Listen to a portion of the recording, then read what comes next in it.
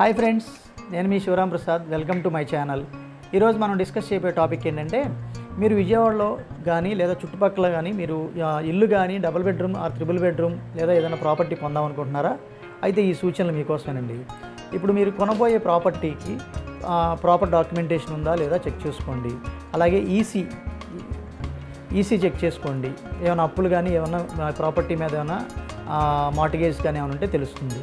అలాగే మనం కొనబోయే ప్రాపర్టీ ఒకవేళ అపార్ట్మెంట్ అయితే అది ఆ అపార్ట్మెంట్లో ఎన్ని యూనిట్లు కడుతున్నారు అంటే మోర్ దాన్ 7 యూనిట్స్ కనుక ఉంటే ఇది రేరా రిజిస్ట్రేషన్ అయ్యి ఉందా లేదా. ఒకవేళ రేరా రిజిస్ట్రేషన్ అయ్యి ఉంటే కనుక మీకు గవర్నమెంట్ వాళ్ళు చేసిన ఏర్పాటు ఏంటంటే 5 సంవత్సరాల పాటు మెయింటెనెన్స్ ఎవరైతే కట్టారో ఆ బిల్డరే మెయింటైన్ చేయాల్సిన అవసరం ఉంది. కాబట్టి మనకు అది ఒక రకంగా ప్లస్ అవుతుంది.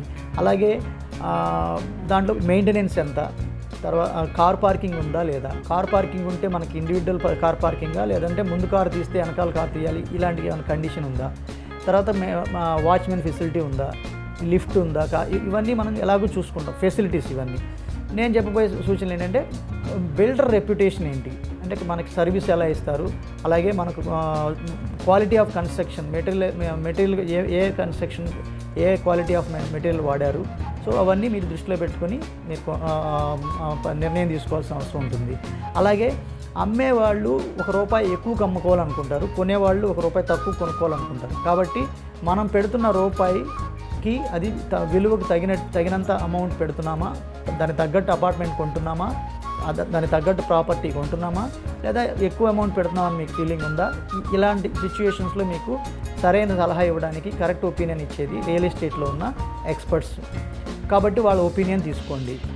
వాళ్ళ ఒపీనియన్ ప్రకారం మీకు ఓవర్ వాల్యూడా అండర్ వాల్యూడా సరైన విలువకే వస్తుందా అనేది మనం ఒక సందిగ్ధాలు ఏమీ లేకుండా చక్కగా మనం ఒక నిర్ణయం తీసుకోగలుగుతాం.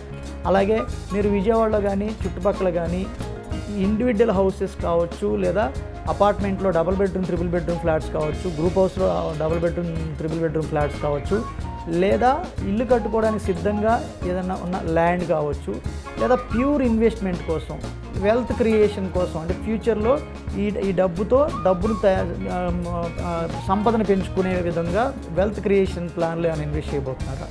సో మీరు ఆ వెల్త్ క్రియేషన్ ప్లాన్ కోసం అయితే నేను డిస్క్రిప్షన్లో లింక్ ఇస్తాను, చూడండి.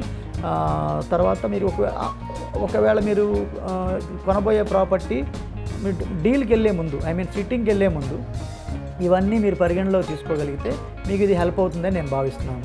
దీనికి సంబంధించిన ఇంకేదైనా మీకు డౌట్స్ ఉంటే కామెంట్ చేయండి.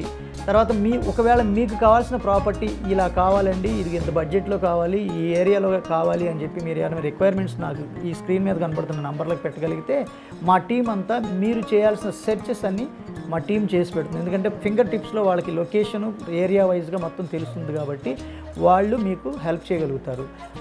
మీరు 1కి 4, 5, 6, 7 అలా ఒక 10 ప్రాపర్టీస్ చూడండి.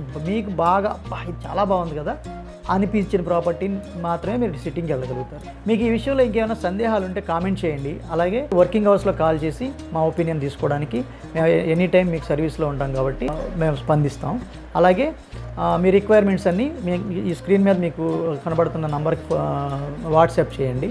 మీ రిక్వైర్మెంట్స్ అన్నీ మ్యాచ్ చేస్తే మీకు తగినట్లుగా మీ బడ్జెట్లోనూ మీరు అడిగిన లొకేషన్లోనూ మీరు అడిగిన ప్రాపర్టీ మీకు బాగా నచ్చే ప్రాపర్టీ మా వాళ్ళు మీకు చూపించగలిగినప్పుడు ఒక ఎక్స్పర్ట్ సమక్షంలో మీరు బార్గెన్కి వెళ్ళడానికి అవకాశం ఉంటుంది. ఈ సూచనలు సలహాలు మీకు నచ్చినట్లయితే, ఈ వీడియో మీకు నచ్చినట్లయితే లైక్ చేయండి, షేర్ చేయండి, అలాగే సబ్స్క్రైబ్ చేయండి. పక్కనే ఉన్న బెల్ ఐకాన్ యాక్టివేట్ చేసుకోండి. మా లేటెస్ట్ వీడియోస్ అన్నీ మీకు నోటిఫికేషన్ ద్వారా మీకు చేరుతాయి. నేను మీ శివరామ్ ప్రసాద్, సైనింగ్ ఆఫ్. నమస్తే.